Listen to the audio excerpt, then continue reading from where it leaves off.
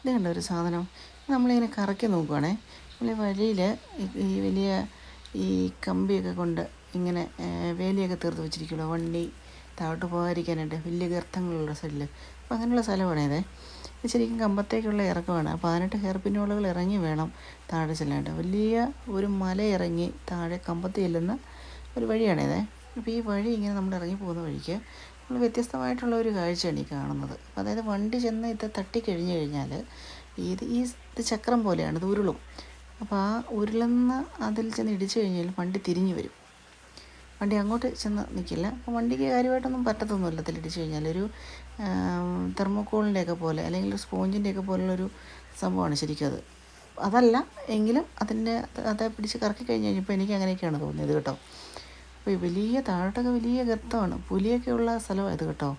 വലിയ താഴോട്ടൊക്കെ വലിയ കുഴിയാണ്. അപ്പോൾ ഞാനിതൊക്കെ ഇങ്ങനെ നോക്കി ഇവിടെ നിന്ന് കഴിഞ്ഞപ്പം ചേട്ടന്മാരൊക്കെ വന്നിട്ട് വണ്ടിയിലൊക്കെ വന്നിട്ട് പറഞ്ഞു, ഇവിടെ അധികം നിൽക്കണ്ട കേട്ടോ, ഇവിടെ പുലിയൊക്കെ ഉള്ള സ്ഥലമാണ്, അതുകൊണ്ട് നോക്കി വേണം നിൽക്കാനായിട്ട്, പെട്ടെന്ന് വണ്ടിയിൽ കയറിക്കോ, ഫോട്ടോ എടുത്ത് അധികം നേരം നിൽക്കണ്ടെന്നൊക്കെ പറഞ്ഞു. എന്തായാലും നമുക്ക് ഇറങ്ങി കണ്ടു കഴിഞ്ഞാൽ മാത്രമേ ഇതിൻ്റെ വീഡിയോ എടുക്കാനായിട്ട് നമുക്ക് സാധിക്കുകയുള്ളൂ. അതുകൊണ്ട് ഞാൻ ഇറങ്ങി ഒന്ന് നോക്കുവാണ് ഇതെങ്ങനെയാണ് സംഭവം എന്നൊക്കെ ഉള്ളത്. താഴോട്ടൊക്കെ വെറുതെ നോക്കരുത്.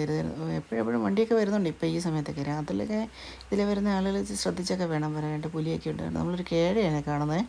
അപ്പോൾ അതിന് ജസ്റ്റ് ഒരു ഫോട്ടോ എടുക്കാനായിട്ട് നമുക്ക് സാധിച്ചുള്ളൂ. കാരണം എന്താണെന്ന് വെച്ചാൽ പുറകെ വന്ന വണ്ടി ഓണടിച്ച്, വലിയ വണ്ടി ഭാരവാഹനം ഇറങ്ങി വന്ന് ഉണ്ടോ, ഒരു കുരങ്ങുണ്ടോ, ഇവൻ വണ്ടിക്കകത്തേക്ക് ചാടി കയറാനുള്ള പരിപാടിയാണ്.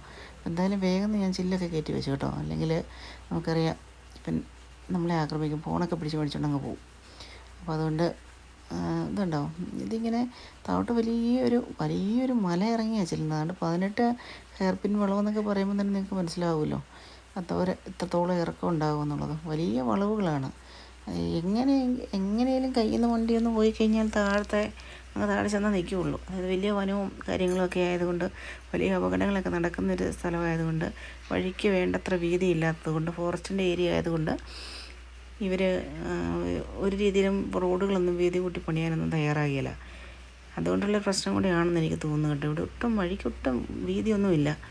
വലിയ പാടുപെട്ടാണ് ആളുകൾ ഇറങ്ങി പോകുന്നത്. ഭാരവാഹനങ്ങളൊക്കെ ആണെങ്കിൽ കയറിപ്പോകുന്നതൊക്കെ കണ്ടു കഴിയുമ്പോൾ വലിയ പാവം തോന്നും കേട്ടോ. ശരിക്കും ഓരോ ആളുകൾ ജീവിക്കാൻ വേണ്ടിയിട്ട് അവരുടെ ഒരു ഉപജീവനത്തിന് വേണ്ടിയൊക്കെ ഓരോ കാര്യങ്ങളൊക്കെ ചെയ്യുമ്പോഴേ, അപ്പോൾ ഇതിങ്ങനെ നമ്മളിങ്ങനെ ഇറങ്ങി താഴെ ചെന്ന് കഴിയുമ്പോഴത്തേന് വളരെ നല്ല ഭംഗിയുള്ള വ്യൂ ഒക്കെ നമുക്കിവിടെ കാണാൻ സാധിക്കും കേട്ടോ. നമ്മൾ ഏകദേശം താഴെ ഇറങ്ങി ചെന്നിട്ടുണ്ട്.